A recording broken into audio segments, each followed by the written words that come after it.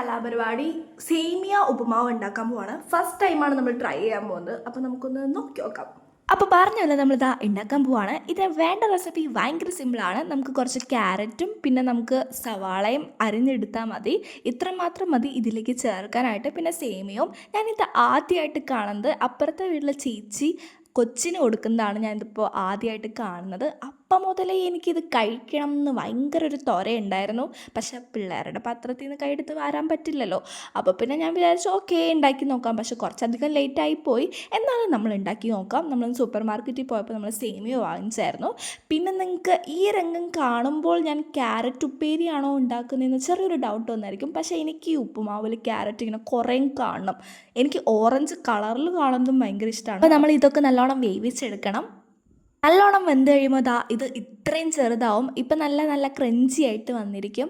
അപ്പോൾ നമുക്ക് കഴിക്കുമ്പോഴും നല്ല ടേസ്റ്റാണ്. നമുക്ക് പിള്ളേരൊക്കെ പറ്റിക്കാൻ പറ്റിയ ഏർപ്പാടാണ്. അതാവുമ്പോൾ നമുക്ക് ഹെൽത്തി ആയിട്ട് നമുക്ക് കുറച്ച് ക്യാരറ്റൊക്കെ ഉള്ളിൽ പൊയ്ക്കോളും ഒന്നും അറിയാണ്ട്. പിന്നെ നമ്മൾ അതിലേക്ക് കുറച്ച് വെള്ളം ഒഴിക്കണം. ഞാൻ കുറച്ചധികം ഉണ്ടാക്കിപ്പോയി, ഇത്രയത്തിൻ്റെ ആവശ്യം ഉണ്ടായിരുന്നില്ല. പിന്നെ നമ്മളതിലേക്ക് സേമിയ ഇടണം. എനിക്ക് ഈ ഒരു ഇത് കാണാൻ ഭയങ്കര ഇഷ്ടമായി. നല്ല രസമല്ലേ?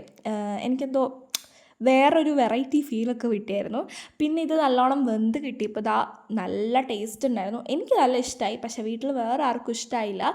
മേ ബി ഞാൻ തന്നെ ഉണ്ടാക്കിയതുകൊണ്ടായിരിക്കും. എനിക്കെന്തായാലും നല്ല ഇഷ്ടമായി. പിന്നെ പൂച്ചക്കുട്ടി നോക്കിയിരിക്കുന്നുണ്ട്, അവൾക്കും വേണം എന്നാണ് തോന്നണേ. അപ്പം എന്തൊക്കെ ഇത്രേ ഉള്ളൂ. ബാക്കി നാളെ കാണാം. ബൈ.